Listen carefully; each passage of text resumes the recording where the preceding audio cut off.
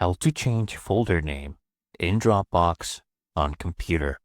So, first things first, open up your Dropbox, drive where the files are located in your PC. So if you don't know how to access this, you probably find this folder, this shortcut on your desktop. If you don't see it, it's okay. Come here at the bottom right, click on this hidden icon, show hidden icon, and click on the Dropbox app once it's opened up. Then click here at the top right on this Dropbox folder icon, and you will come back to this page. Now, let me just show you also on my browser what the folder is called. So this folder is called Test 12. Okay, let me minimize this.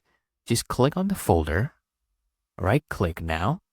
Okay, right click on it and then scroll down here, click on rename. Let me rename it to test 1, 2, 3, 4, 5. Then press enter.